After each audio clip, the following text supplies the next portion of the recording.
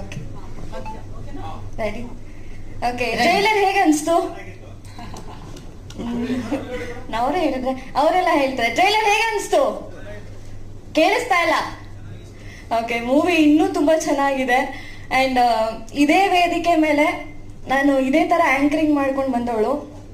ಒಂದು ಏನು ಆಂಕರ್ ಆಗಿ ನನ್ನ ಜರ್ನಿನ ನಾನು ಶುರು ಮಾಡಿದೆ ಜುಲೈ 15th ಕಾಲೇಜಿಗೆ. ಅವಾಗ ತಾನೇ ಹೋದಾಗ ಒಂದು VJ ಆಗಿ ನಾನು ನನ್ನ ಕೆರಿಯರ್ನ ಶುರು ಮಾಡಿದ್ದು. ಸಾರಿ ಎಲ್ರಿಗೂ ಇಲ್ಲಿ ನಿಂತಾಗ ನಾನು ಹೇಳುವೆ, ಬಟ್ ಇವತ್ತು ನಾನೇ ಇದಾಗ್ತಾ ಇದ್ದೀನಿ. ಒಂದು ಪುಟ್ಟ ಲೋಕಲ್ ಚಾನಲಲ್ಲಿ ನಾನು ನನ್ನ ಕೆರಿಯರ್ನ ಶುರು ಮಾಡಿದೆ. So it's been like 10 years. ಹಿಂದೆ ತಿರುಗಿ ನೋಡಿದಾಗ ಇವೆಂಟ್ಸ್, ಶೋಸ್, ಆಮೇಲೆ ಮನುಷ್ಯನ ಆಸೆ ಜಾಸ್ತಿ ಅಂತ ಹೇಳ್ತಾರಲ್ವಾ, ಹಾಗೆ ನನಗೆ ಸ್ಯಾಟಲೈಟಲ್ಲಿ ಕಾಣಿಸ್ಕೋಬೇಕು ಅನ್ಸುತ್ತೆ. ಈಗ ಬೆಳ್ಳಿ ಪರ್ದೆ ಮೇಲೆ ಪರಿಪೂರ್ಣ ನಟಿಯಾಗಿದ್ದೀನಿ ಇವತ್ತು ಅಂತ ಹೇಳ್ಕೊಳ್ಳೋದಕ್ಕೆ ತುಂಬಾ ಖುಷಿ ಆಗ್ತಿದೆ. ಅಂಡ್ ಎಷ್ಟೊಂದು ಸಲ ಅಪ್ಪ ಅಮ್ಮ ತುಂಬಾ ಸಲ ಹೇಳಿದ್ರು ಇದು ನಮ್ಮಂತವ್ರಿಗಲ್ಲ ಅಂತ. ಸೊ ಇವತ್ತು ಅವರಿಗೆ ಇದು answer. And thank you so much. ಇವತ್ತು ನಾನು ಇಲ್ಲಿ ನಿಂತಿದ್ದೀನಿ ಅಂಡ್ ಇದೊಂದು ಪ್ರಾಜೆಕ್ಟ್ ಆಗಿದೆ ಅಂದ್ರೆ ಅದು ರಕ್ಷಿತ್ ಸರ್ ಇಂದ. ಸೊ ನಾನು ಅವ್ರಿಗೆ ಯಾವಾಗಲೂ ಆಭಾರಿಯಾಗಿರ್ತೀನಿ. Thank you so much. And ನಾನು ಮೂಲತಃ ಬೆಂಗಳೂರು ಹುಡುಗಿ. ಒಂಥರ ಬಾವಿ ಒಳಗಿರೋ ಕಪ್ಪೆ ಅಂತಾರಲ್ಲ, ಸೊ ನಾನು ಬಾವಿ ಒಳಗೆ ಇರಲಿಲ್ಲ, ಒಂಥರ ಮಗ್ಗಲಿರೋ ಕಪ್ಪೆ ತರ ನನ್ನ ಬೆಳೆಸಿದ್ದು ನನ್ನ. ಸೊ ನನಗೆ ಮಂಗಳೂರು ನನಗೆ ಗಂಧ ಗಾಳಿ ಗೊತ್ತಿರಲಿಲ್ಲ. ಅಲ್ಲಿ ಹೋಗಿ ನಂಗೆ ಸ್ವಲ್ಪ ಸ್ಟಾರ್ಟಿಂಗಲ್ಲಿ ಒಂಚೂರು ಕಷ್ಟ ಆಯಿತು. ಬಟ್ ಎಷ್ಟು ಚಂದ ಗ್ರೀನರಿ, ಅಲ್ಲಿನ ಜನಗಳು ಚಂದ, ಅಲ್ಲಿ ಹೇಗೆ ಮಾತಾಡ್ತಾರೆ, ಏನು ಎತ್ತ ಅದೆಲ್ಲ ತಿಳ್ಕೊಂತ ಒಂದಷ್ಟು ವರ್ಕ್ಶಾಪ್ಸ್ನ ಮಾಡ್ತಾ ಅಲ್ಲಿ ಅಡ್ಜಸ್ಟ್ ಆದೆ. ಅಂಡ್ ಜೊತೆಗೆ IT ಜಾಬ್ ಕೂಡ ಮಾಡ್ತಾ ಇದ್ದೆ ನಾನು. ಸೊ ಒಂದು ತಿಂಗಳು ರಜಾ ತಗೊಂಡು ಹೆಂಗೋ ಮಾಡಿ ಇದು ಮಾಡಿದ್ದು. ಅಲ್ಲಿನ ಹೆಂಗ್ ವರ್ಕ್ಶಾಪ್ ಮಾಡ್ತಾ ಅಲ್ಲಿ ಹೇಗೆ ಇರ್ತಾರೆ, ಅಲ್ಲಿ ಹೇಗೆ ಬಿಹೇವ್ ಮಾಡ್ತಾರೆ, ಆ ಥರದ್ದೆಲ್ಲ ವರ್ಕ್ಶಾಪ್ ಮಾಡಿ ಇದು ನಾನು ಆಕ್ಟಿಂಗ್ ಮಾಡಿರೋದೆಲ್ಲ ನನ್ನಿಂದ ಆಕ್ಟಿಂಗ್ ತೆಗ್ಸಿರೋದು. ಸೊ ಅಷ್ಟು ಚೆನ್ನಾಗಿ ನಾನು ಇವತ್ತು ನೋಡ್ಕೊಂಡಾಗ ನನಗೆ ನಾನೇ ಎಷ್ಟು ಚೆನ್ನಾಗಿ ಬಂದಿದೆ ಅಲ್ವಾ ಅಂತ ಖುಷಿ ಆಗುತ್ತೆ. And thanks to the whole team. Ugramanju sir ಆಗಿರ್ಬೋದು, ಬಾಲರಾಜವಾಡಿ ಸರ್ ಆಗಿರ್ಬೋದು, ಯಶ್ ಶೆಟ್ಟಿ ಸರ್ ಆಗಿರ್ಬೋದು. ಸೊ ಪ್ರತಿಯೊಂದರಲ್ಲೂ ನನ್ನನ್ನು ತಿದ್ದಿದ್ದಾರೆ, ಇದು ಹಿಂಗೆ ಮಾಡಿದ್ರೆ ಚೆನ್ನಾಗಿರುತ್ತೆ, ಹಿಂಗೆ ಹಿಂಗೆ ಅಂತ. ಸೊ ಎಲ್ರಿಗೂ ಧನ್ಯವಾದಗಳು, ಥ್ಯಾಂಕ್ ಯು ಸೋ ಮಚ್ ಅಂತ ಹೇಳ್ತಾ, ದಯವಿಟ್ಟು ಎಲ್ಲರೂ ಚಿತ್ರಮಂದಿರಕ್ಕೆ ಬಂದು ಸಿನಿಮಾನ ನೋಡಿ. ನಾನು ತುಂಬಾ ದೊಡ್ಡ ಅಭಿಮಾನಿ ಚಿತ್ರಕ್ಕೆ. ಚಿಕ್ಕ ವಯಸ್ಸಿನಲ್ಲೂ ಅಣ್ಣವ್ರ ಸಿನಿಮಾ ನೋಡ್ಕೊಂಡು ಅಂಡ್ ವಿಷ್ಣು ಸರ್ ಸಿನಿಮಾ ನೋಡ್ಕೊಂಡು ಶನಿವಾರ ಭಾನುವಾರ ಆದ್ರೆ TV ಮುಂದೆ ಕೂತ್ಕೊಬಿಡ್ತಾ ಇದ್ದೆ. ಅಂಡ್ ಸ್ಕೂಲ್ ಟೈಮಲ್ಲೂ ಕೂಡ ಬಂಕ್ ಎಲ್ಲ ಮಾಡಿ ಜಾಕಿ ಮೂವಿಗೆ ಹೋಗಿದ್ದೆ. ಸೊ ಅಷ್ಟು ಸಿನಿಮಾ ಹುಚ್ಚು ನನಗೆ. ಬಟ್ ಎಲ್ಲೋ ಒಂದ್ ಕಡೆ ಇತ್ತೀಚೆಗೆ ಚಿತ್ರಮಂದಿರಕ್ಕೆ ಹೋದಾಗ ಕಮ್ಮಿ ಆಗ್ತಿದೆ ಅಂತ ಅನ್ಸುತ್ತೆ, ಬಿಕಾಸ್ ಫೋನಲ್ಲೇ ತುಂಬಾ ಎಂಟರ್ಟೈನ್ಮೆಂಟ್ ಸಿಗ್ತಿರೋದ್ರಿಂದ. ಬಟ್ ಅದೇ ಹೇಳ್ತಾರಲ್ವಾ, ನಮ್ಮನೇಲಿ ದೇವ್ರಿದ್ರು, ದೇವ್ರ ಫೋಟೋಗಳಿದ್ರು, ನಾವ್ ಎಷ್ಟೇ ಪೂಜೆ ಮಾಡಿದ್ರು ದೇವಸ್ಥಾನಕ್ಕೆ ಹೋದಾಗ್ಲೇ ಒಂದ್ ನೆಮ್ಮದಿ, ಸಂತೋಷ, ಅದೇ ಬೇರೆ ತರ. ಸೊ ದಯವಿಟ್ಟು ಎಲ್ರು ಚಿತ್ರಮಂದಿರಕ್ಕೆ ಬಂದು ಸಿನಿಮಾನ ನೋಡಿ, ಸಿನಿಮಾನ ಉಳಿಸಿ ಬೆಳೆಸಿ ಅಂತ ಹೇಳಿ ಕೇಳ್ಕೊತೀನಿ ಈ ಮೂಲಕ. Thank you so much.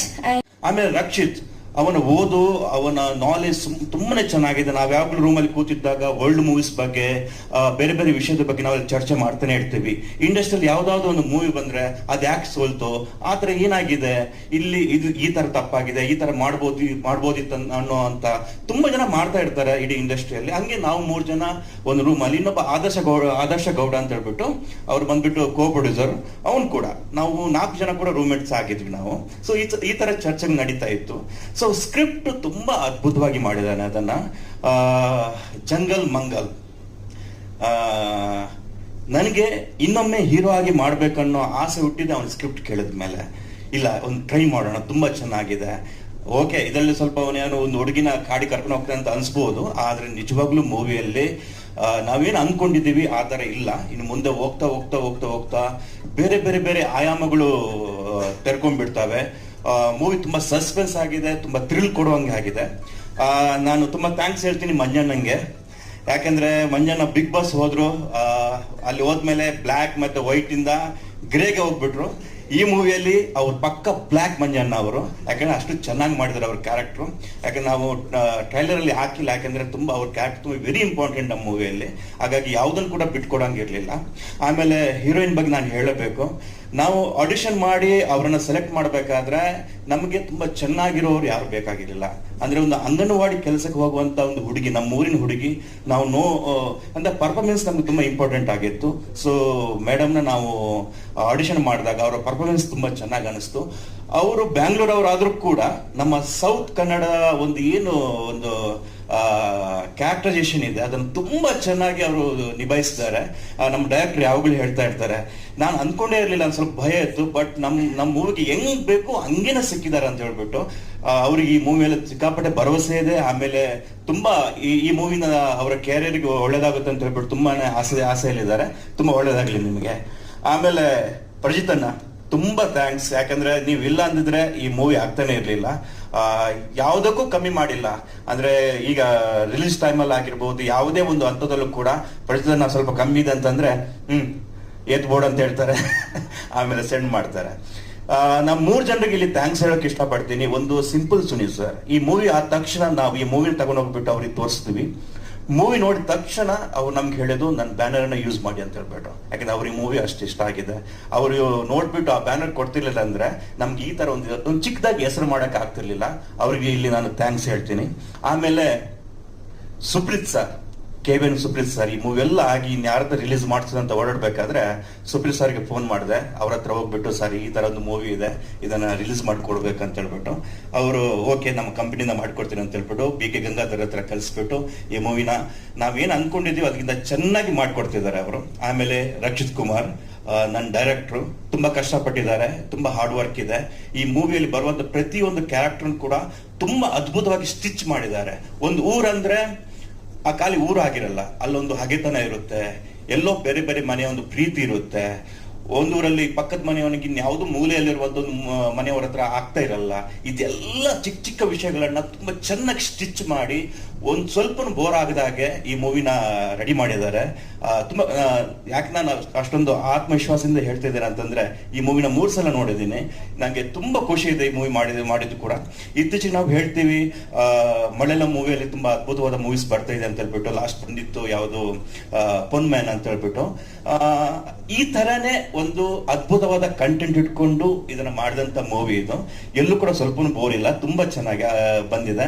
So ನಿಮ್ಮ ಹತ್ರ ಎಲ್ಲ ಕೇಳ್ಕೊಳ್ಳೋದೇನಂದ್ರೆ, ಇದೆ ಜುಲೈ 4ನೇ ತಾರೀಕು ಮೂವಿ ರಿಲೀಸ್ ಆಗ್ತಿದೆ. ನಮ್ಮೆಲ್ಲರ ಒಂದು 2 ವರ್ಷದ ಶ್ರಮ ಇದೆ. ಈ ಮೂವಿನ ಆದಷ್ಟು ನಮ್ಮ ಕರ್ನಾಟಕದ ಜನರಿಗೆ ತಲುಪಿಸೋಕೆ ನಾವು ಟ್ರೈ ಮಾಡೋಣ. ಅದು ಕೂಡ ನೀವು ಮನಸ್ಸು ಮಾಡಿದ್ರೆ ಈಸಿ ಆಗುತ್ತೆ.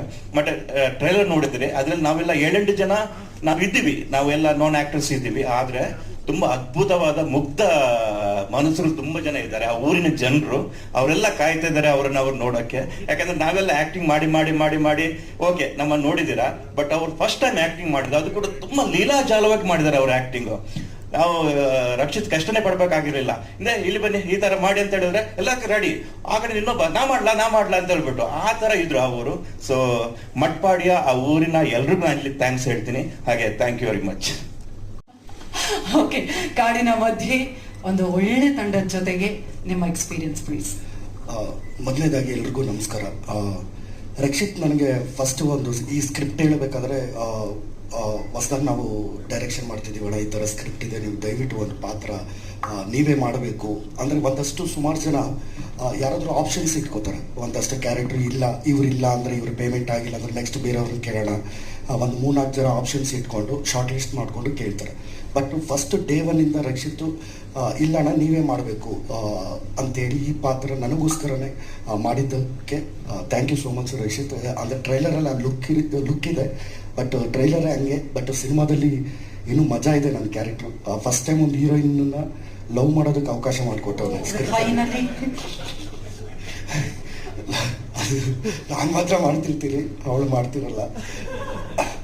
ಅದೇ ಮಜಾ ಇದೆ ಕ್ಯಾರೆಕ್ಟರು. ಒಂದಷ್ಟು ಆ್ಯಕ್ಷನ್ ಸೀಕ್ವೆನ್ಸ್ ಇರ್ಬೋದು, ಆಮೇಲೆ ಆ ಲೊಕೇಶನ್ಸ್ ಇರ್ಬೋದು. ಈಗ ನಾವು ಟ್ರೈಲರಲ್ಲಿ ನೋಡಿದಂಗೆ ಆ ಒಂದು ಬ್ರಿಡ್ಜಲ್ಲಿ ಒಂದು 4-wheel ಡ್ರೈವ್ ಜೀಪ್ ಮಾತ್ರ ಹೋಗೋಕ್ಕೆ ಸಾಧ್ಯ. ಆ ಥರದ ಲೊಕೇಶನ್ಗಳಲ್ಲಿ ಇವ್ರ ಟೀಮ್ಗೆ, ಡೈರೆಕ್ಷನ್ ಟೀಮ್ ಇರ್ಬೋದು, ಓಲ್ಡ್ ಪ್ರೊಡಕ್ಷನ್ ಟೀಮ್ಗೆ ಇರ್ಬೋದು, ನಿಜವಾಗ್ಲೂ ಮೆಚ್ಕೋಬೇಕು. ಯಾಕಂದರೆ ಇದೇ ಲೊಕೇಶನಲ್ಲಿ ನಾವು ಶೂಟ್ ಮಾಡಬೇಕು ಅಂತ ರಿಸ್ಕ್ ತೊಗೊಂಡು ಆ ಸ್ಕ್ರಿಪ್ಟಿಗೆ ಬೇಕಾಗಿರೋ ಲೊಕೇಶನ್ಸ್ ಹುಡುಕಿ ಅದಕ್ಕೆ ಏನೇನು ಬೇಕೋ ಆ ಕತೆಗೆ ಅದನ್ನೆಲ್ಲ ಮಾಡಿರ್ತಕ್ಕಂಥ ಇಡೀ ಟೀಮ್ಗೆ ನನಗೆ ಈ ಪ್ರಾಜೆಕ್ಟಲ್ಲಿ ಜಂಗಲ್ ಮಂಗಲಲ್ಲಿ ಒಂದು ಪಾತ್ರ ಕೊಟ್ಟಿದ್ದಕ್ಕೆ ಇಡೀ ತಂಡಕ್ಕೆ ಥ್ಯಾಂಕ್ ಯು ಸೋ ಮಚ್ ಹೇಳೋಕ್ಕೆ ಇಷ್ಟಪಡ್ತೀನಿ.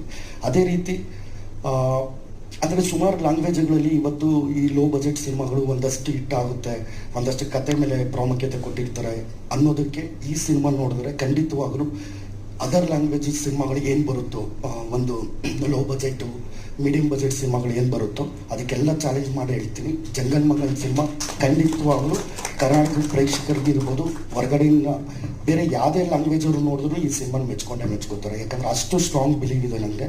ಯಾಕಂದರೆ ಆ ಸಿನಿಮಾದಲ್ಲಿ ವರ್ಕ್ ಮಾಡಿರೋದು ಇರ್ಬೋದು, ಆ್ಯಕ್ಟ್ ಮಾಡಿರೋದು, ಆ ಸಿನಿಮಾದ ಪ್ರೋಸೆಸಿಂಗ್ ಏನೇನು ನಡೀತಿತ್ತೋ ಅವೆಲ್ಲನೂ ನಾನು ಹತ್ತಿರದಿಂದನೇ ನೋಡಿರೋದ್ರಿಂದ ಖಂಡಿತವಾಗಲೂ ಈ ಪ್ರಾಜೆಕ್ಟ್ ಆದಮೇಲೆ ಕನ್ನಡದಲ್ಲಿ ಸುಮಾರು ಜನ ಸಿನಿಮಾ ಮಾಡ್ಬೋದು. ನಾವೂ ಅಂದರೆ ಒಂದು ಆಫೀಸ್ ಮಾಡ್ಕೊಂಡು ಒಂದು 10-15 ಜನ ಸೇರಿಕೊಂಡು ಇವರೆಲ್ಲ ಹಂಗೆ ಮಾಡಿರೋದು. ಯಾರೋ ಒಬ್ಬ ಬಂದು ನಿರ್ಮಾಪಕರು ಒಬ್ಬರು ಬಂದು ಪ್ರೊಡ್ಯೂಸ್ ಮಾಡಿರೋದು ಆ ಥರದ್ದಲ್ಲ. ಸುಮಾರು ದಿನಗಳಿಂದ ಸುಮಾರು ಕಡೆ ಅವ್ರ ಇಷ್ಟ ಕಷ್ಟಗಳನ್ನೆಲ್ಲ ಬಿಟ್ಬಿಟ್ಟಿದ್ದಾರೆ ಡೈರೆಕ್ಟ್ರು. ಅವ್ರ ಮನೆ ಕೆಲಸ ಇನ್ನೊಂದು ಮತ್ತೊಂದು ಎಲ್ಲ ಬಿಟ್ಟು ಅವ್ರು ಕೂಡಿಟ್ಟಿರೋ ಹಣ ಇನ್ನೊಂದು ಮತ್ತೊಂದು, ಅದರಲ್ಲಿ ಯಶು ಅವನು ಒಂದಷ್ಟು ಕಡೆ ದುಡ್ಡು ಎತ್ಕೊಂಡ್ಬಂದು ಎಲ್ಲರೂ ದುಡ್ಡು ಹಾಕ್ಕೊಂಡು ಸಿನಿಮಾ ಮಾಡ್ಬೋದು, ನಾವು ಮಾಡ್ಬೋದು, ಒಂದು 10 ಜನ ಸೇರ್ಕೊಂಡು ಒಂದು ಸಿನಿಮಾ ಮಾಡ್ಬೋದು ಅನ್ನೋದಕ್ಕೆ ಪ್ರೂವ್ ಮಾಡಿದ್ದಾರೆ. ಜಂಗಲ್ ಮಂಗಲ್ಗೆ ಒಳ್ಳೇದಾಗಲಿ. ನಿಮ್ಮೆಲ್ಲರ ಪ್ರೀತಿ ವಿಶ್ವಾಸ ಆಶೀರ್ವಾದ ನಮ್ಮ ಮೇಲೆ ಇರಲಿ. Thank you so much.